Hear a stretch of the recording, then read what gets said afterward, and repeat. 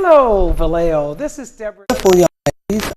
Anita Logan, who's the president of a company called Senior Moment Life, and her chief operating officer, Julian Williams. So welcome, ladies. I'm very happy to make your acquaintance today and have you come down and be a part of the show. Now, just briefly tell us a little bit what Senior Moment Life is all about. What is that about? I'll start with you, Miss Anita. Okay, well, Senior Moment Life is a company that we created to empower and provide resources to seniors. Our primary objective is not to recreate the wheel, but to help seniors. It helped close the gap and to help seniors find resources that will enable them to live with dignity and independence. Oh, okay, great. That's wonderful. That's a wonderful thing. My mom is 90. She'll be 90 this month. And today I had the opportunity to volunteer at a senior home. And I go there once a month on Friday, and we do, I just do some little light weight exercises for them.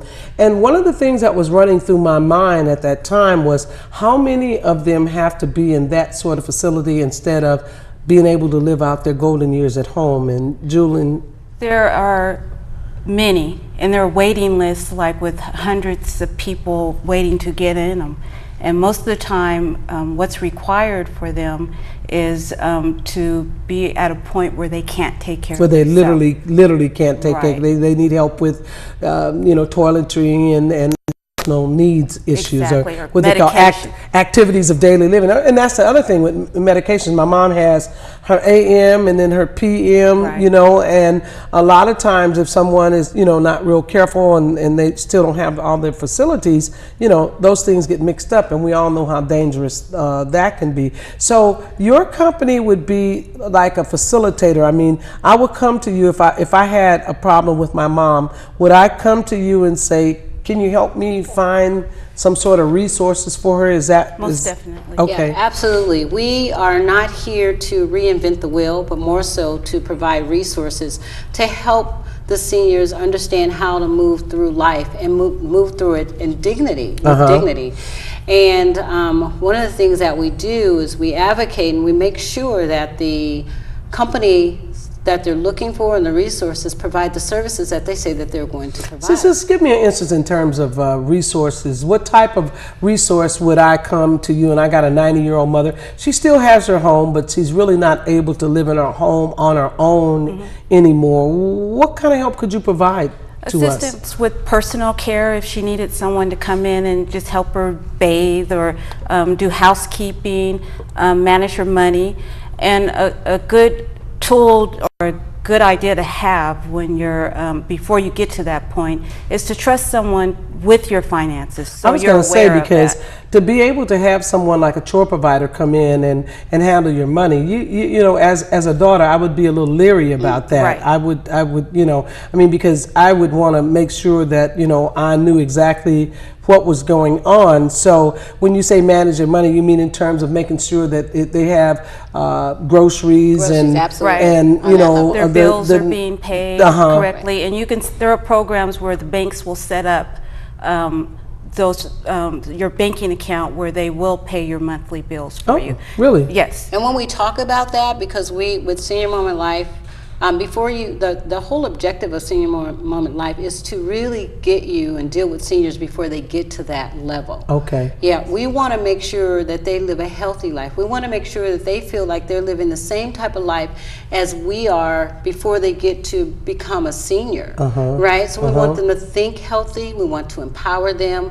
We want to make sure that they understand that they are still a person that's relevant and that can answer questions, right? And then what Julian was talking about when we were saying the finances, there's a lot of seniors that have no family. Right. Yes. So we're creating a program that we will have a foster senior. Oh, so well, isn't that interesting? Because again, at the home today, that was what was so. One lady that I had the opportunity to meet through another venue, she recently passed away, and another lady that was a friend was saying she just cared so much about you. She talked about you and how you were always cheerful and were able to help her. Well, she didn't have anybody. She didn't have anybody else, and so I know that there are a lot of folk out there that are like that. Right. Maybe the children are not able to, or they just don't have any. Right, exactly. And there's a lot of people in our age group and younger that they worry about that. What's going to happen to me? I don't have any children, and I don't have family members that are willing to, you know, move from wherever. Willing or able to Able step as well, up. yeah. Let's throw that in there. Let's get real now. That are actually able to step up to the plate and be able to take care of my personal needs and make sure. Because I remember when my older sister got to the point where she couldn't stay by herself any longer. Well, she had daughters. So prior to that point, she was in a senior not a senior assisted living facility, but in a senior apartment, where things were, you know, there were lots of services there were lots of parties, there were lots of, you know, lots of social life for them that, you know, want to. Go ahead. Yeah, that's good that you mentioned that, because in addition to advocating, one of our main things that we want to do is that we want to make sure that we have events for seniors. We want them to dance, we want them to sing. You know, something that makes seniors sick that we don't even think about is loneliness. Absolutely. And I know that to be true. I know that to be true. You can go down to the senior center, the local senior center here in town. That's one of the reasons why you'll see a lot of folk down there. They got bingo, they've got, you know, art classes, they've got computer classes, they've got all these different things so that people can stay active, you know, once you get down there, you know, and you don't have to be lonely. You don't have to be by yourself. I know every year they have a huge Thanksgiving dinner. And those seniors that are able to get up and help and volunteer, and those that are not, you know, go and deliver food, or they have a great big dinner there for everybody. So that's I think that is the most important thing, at least to me, because when you're unable to have that socialization, and you really kind of, you know, you feel locked up, you're in this apartment, you don't really, you know, and now you're afraid to go out. Right. You know, because there's a lot of fear out there. Seniors are such targets. Exactly. I, like you, my parents are not as old as your mom is going to be. They're in their 80s, still very active, and they still get around. And a lot of it is because they're both into their churches. Sure. And so that keeps them really active. But at times when, you know, they have their moments of staying home, you know, you go over and you worry about them. But part of it is when they have all these people caring about them and constantly checking on them, it helps them. Sure does. So, and there's a lot of seniors out there that don't have that. That absolutely and they're don't have in their that. homes, and they want to stay in their homes, but, you know, they're suffering, but in silence. And our group wants to be out there to say you don't have to be in your home by yourself. You can call us and talk to us, because I think one of our programs is the senior hotline. Yeah, I was going to say, how would you get that word out? Because, you know, most of them are so isolated, and, you know, they you know, you see them in the grocery store sometime, you know, kind of shopping by themselves, and me, I'm thinking, oh, why is she shopping by herself? Where's her daughter? Where's her son? You know, why isn't somebody helping her? I was at Kaiser on Monday. I had a friend there, and I saw this elder lady come in, and she was by herself, and I was just so concerned about her, because I don't, you know, how does she drive down here? How does she, you know? And that's the other thing with driving. What do we do about that? I know. But you know what you find, and because now that we're really entrenched in the business, every senior that I see that's by themselves, I speak to them. Hi, what are you doing? You know, have that conversation. And they are strong-minded. They're strong-willed. And if you see them out there doing what they're doing, they want to be out there, and they want to be independent. Those are not the ones that we're worried about. We're worried about the ones that are sitting in the house afraid to go out. The ones that the meals are being delivered to them. The ones that, you know, are their medications. Those are the ones, because even though they may have a little illness, but most of the illness is in their head, because, you know, like I said, silence kills, loneliness kills, and it creates other issues. So we want to tackle that. So then with that, we are we're doing a lot of events, like September the 27th, we're launching our company, and we're doing a jazz festival in San Diego. It's Jazz on the Green. And the Jazz on the Green is actually in San Diego? And Sacramento. you have San Diego on the brain. I was like, I know I'm going to be in it, but I'm not coming up. Well, if you fly me to San Diego, I'm coming. Right? Go ahead. I meant to say Sacramento, excuse me. And it's Jazz on the Green, and the event is actually put together so that we can bring awareness to seniors and the senior resources that are available to them. Oh, that's just the first step, and to let everybody know that we are out there, right? So do you, have you made contacts or collaborations with other senior advocacy type organizations, or, like here in Solano County, I think it's called the Solano County Council on Aging, I believe is what it's called. Right. So they usually have area county council on aging, and so are you working out a collaborative? Yeah, we're reaching out to different senior resources and organizations to let them know that we do exist. One of the things that you're not going to believe, because Julian and I, we just went to a conference in San Jose, and it was the California Congress of the Seniors, and they've been around for 37 years. Yes, I've heard of them. There are very few senior advocacy companies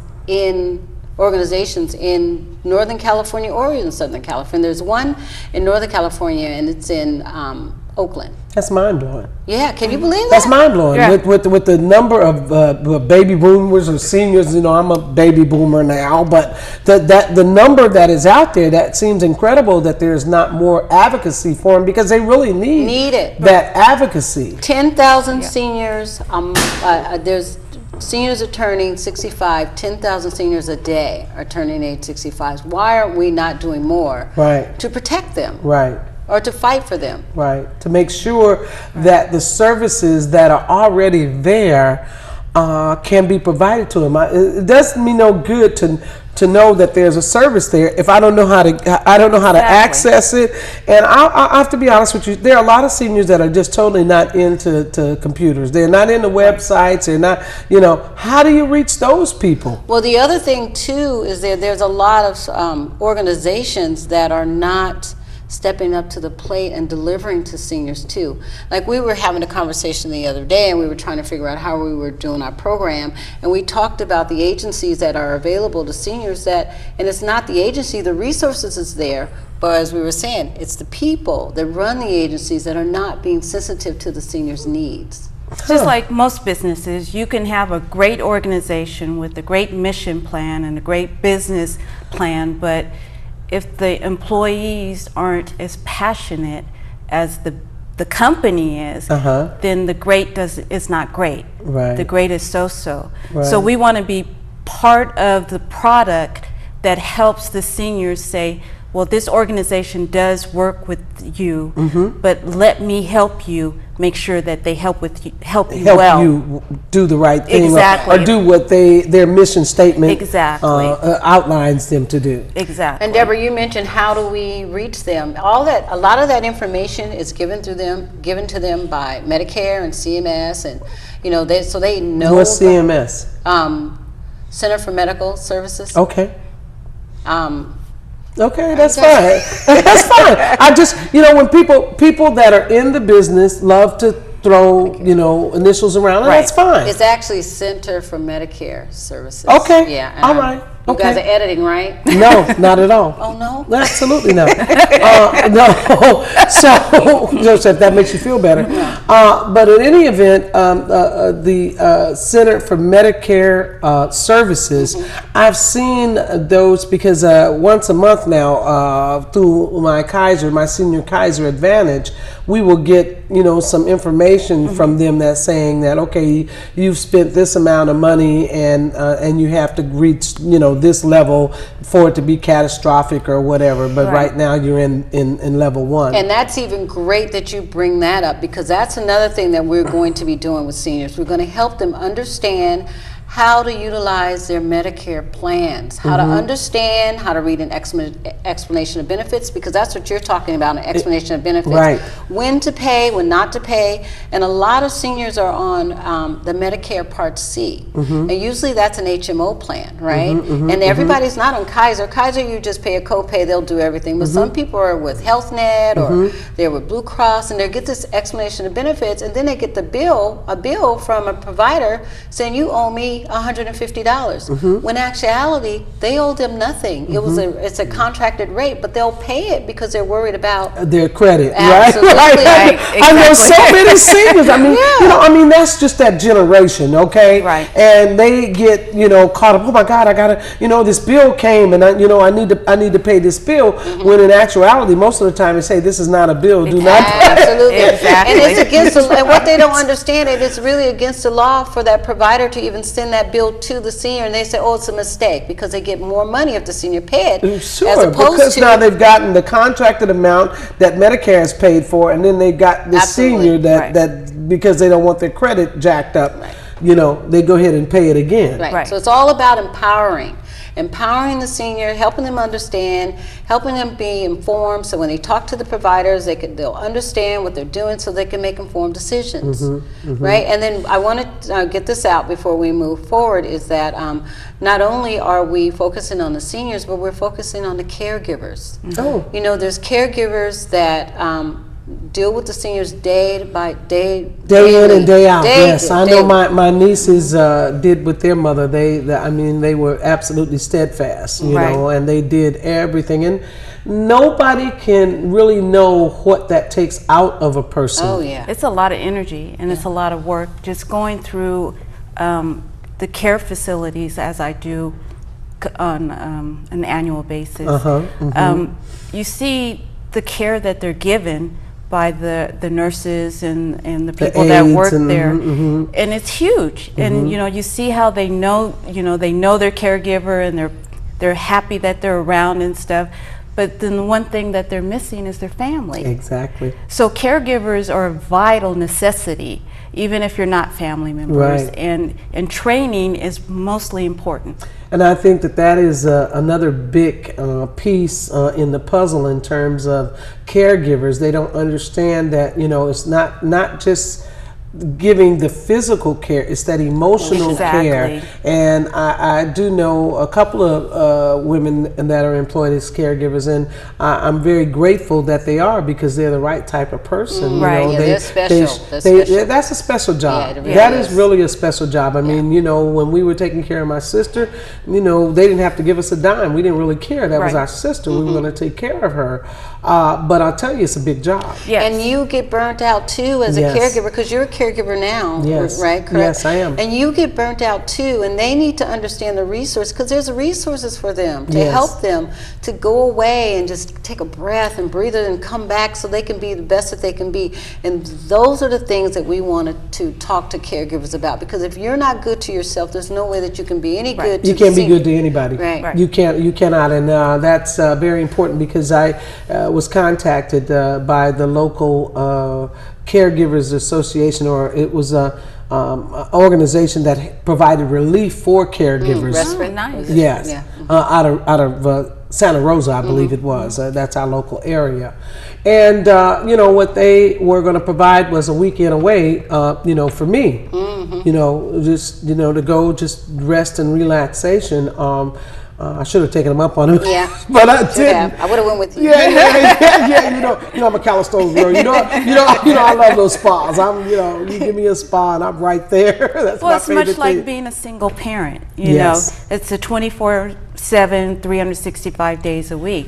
And what do we tell single parents? You have to think about yourself. You do. Moms, dads, you have to think about yourself. So why is it different than any other caregiver? Than any other caregiver. Last month, my show was with a single father, and he had 2 daughters and a son. And, all of our resources and everything is all put out to the single mother. But gosh, that's a hard job for a man. It is. I mean, he's got hair, he's got to deal with us and all of our moods and everything, and it's not even a wife, that's my daughter. Exactly. But for him to put himself out there to do that, most men don't. It's a great thing. It was for wonderful. him to sit down to comb his daughter's hair, that's a great thing. It was wonderful. And that'll come back to him tenfold, because his daughters will come to him and say, you did this for me, Daddy. Absolutely. And for a man like their father.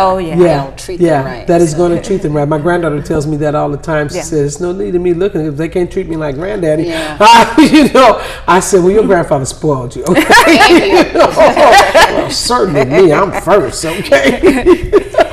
And you know, most of us women that have really good dads, yes, it is hard to find that man. That's because it's always like, well, my daddy treats my me dad. because I know my dad treats me well, and my mom does too. So you know, it's really hard. Yeah, it's a blessing. It's a blessing. It really is. And as I said to the gentleman that I talked to, I said, you know, what you're doing for your daughter is setting a standard for her. Exactly. That she won't fall below that standard. Right. She'll always look for that standard. You know, my daddy always told me I was smart, so I believed I was smart. Okay, whether other people thought I was or not really didn't matter to me because he said I was. That's right. Okay, and really that's all you need. Exactly. I'm really looking forward to coming. I want to know how you get funded with your company. How do you pay for this? How is this paid for? Well, that's a good question because we're not for profit. We are not. We're an LLC. So that means that, you know, we have to go out and get sponsorship, or we have to create events that will generate revenue. Okay. And that's why I mentioned the concert that we're having on September the 27th in Sacramento. We're having Jazz on the Green.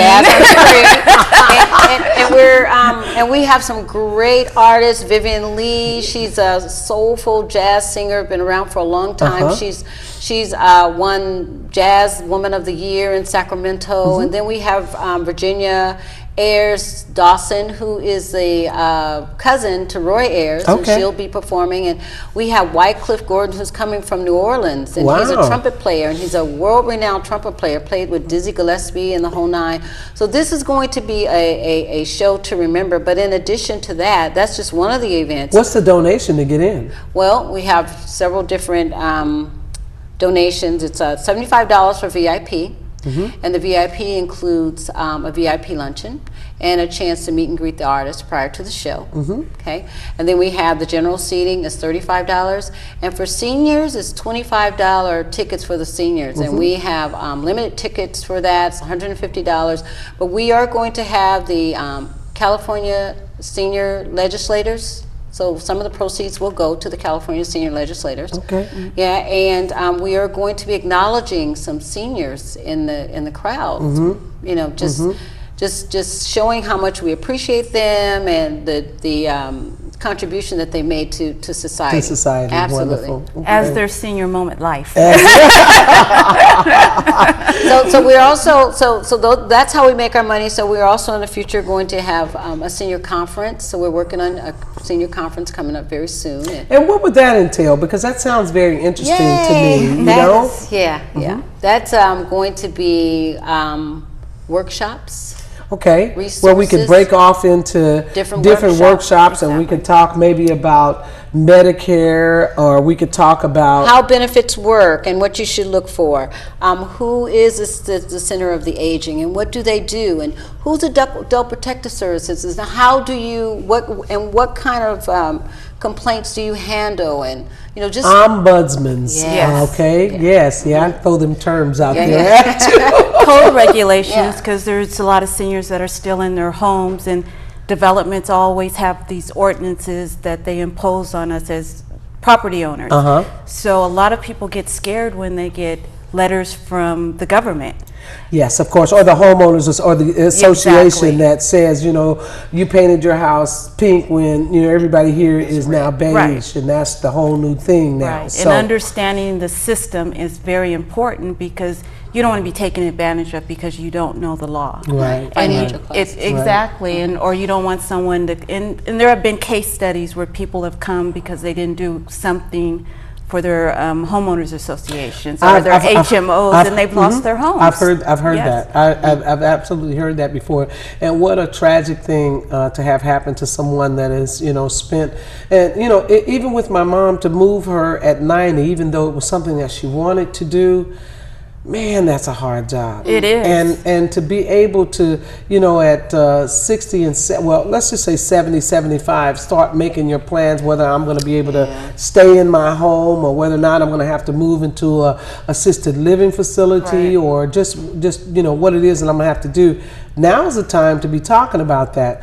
Listen, ladies, I'm going to have to wrap this up, but I want you to know how much I appreciate you guys taking this time out of your both busy schedule. I understand you are a fire inspector for the city of Sacramento. Yes, I am. Oh my gosh, you are one busy lady, and you are just absolutely my doll. You know I love you to pieces. Thank you. Love you more. I appreciate you and to know that you are out here with this advocacy for seniors, because I know that it's dear to your heart. Okay, I know that that's really what makes you tick, to be able to get out there and advocate. And you are such a fireball. I just appreciate Thank you.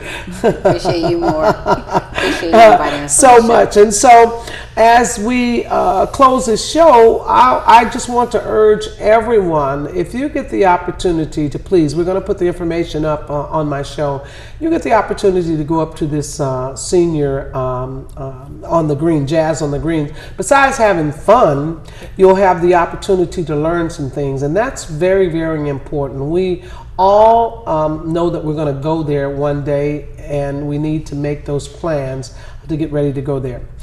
My name is Debora Dickson. This show is called Our Voices, and I have had the pleasure of talking to two lovely ladies today. Anita Logan, the president and CEO of Senior Moment Life, and her chief operating officer, Julian Williams. And both of you ladies took the time to drive all the way down from Sacramento, and again, I just want to thank you for that. It's just been my pleasure to sit here and chat with you and get this information out to the general public. I know that you're going to just be absolutely inundated.